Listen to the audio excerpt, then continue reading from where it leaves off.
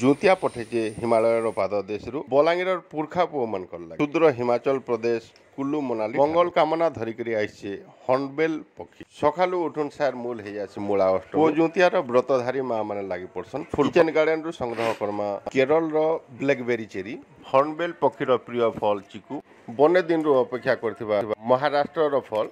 ମକ୍ସ melon ସାଙ୍ଗେ ସାଙ୍ଗେ ଲେମ୍ବୁ ଆଉ ସାନ୍ତରା ପୁଅମାନଙ୍କର ଦୀର୍ଘାୟୁ ସାଙ୍ଗେ ମଙ୍ଗଲ ମନାସିବେ ବୋଲି ପ୍ରକୃତି ମାତା ଫୁଲ ବି ଗୁରୁଦୁଟି ଆଜି ଫୁଟେଇ ଦେଇଛି ଦେବାଦିଦେବ ମହାଦେବଙ୍କର ଆତ୍ମାରେ ଯୋଡ଼ି ହେଇଥିବାର ତୁଳସୀ ଜଟା ଲିଙ୍ଗାବରଣ ଲାଗି ମୁଖ୍ୟ ଆକର୍ଷଣ ସାଜିଛି 21ଟା ଫଳ ସାଙ୍ଗେ ପାନପତର ଆର୍ ପନିପରିବା ହର୍ଣ୍ଣବେଲ ପକ୍ଷୀମାନେ ପଲେଇ ଆସୁଛନ୍ ଇ ଗଛମାନଙ୍କର ଲାଗି ନାସପାତି ଅଙ୍ଗୁର ଏପଲ ବେର ଥଣ୍ଡା ଅଞ୍ଚଳରେ ହେଉଥିବାର ପିଚ୍ ଡାଲିମ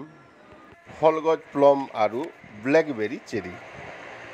ହରିମୁନ 99 ସେଓ ଯେନ୍ଟାକି 40 ଡିଗ୍ରୀ ସେଲସିୟସରେ ବି ହେଇପାରିଥିସି ଚେରି ଚିଟଗୁନ୍ ଇ ଗଛମାନଙ୍କୁ ଦେଖିକିରି ଆକର୍ଷିତ ହେଇଥିବା ଲାଗି ଆମର ମନ ବି ଚାଷବାସରେ ଲଟକି ଯାଉଛି ସନ୍ଧ୍ୟା 6 ଅନୁସାରେ ଗାଧି ପାଧିକିରି ଜାଗର ଯୋଗାର ଫଲମୂଲ ଧରିକିରି ପୂଜାର ଲାଗି ଦେଡ଼ି ଓଡ଼ିଆମାନଙ୍କର 12 ମାସ 13 ତିହାର ଆଜିକାଲିର ମୁଖ୍ୟ ଆକର୍ଷଣ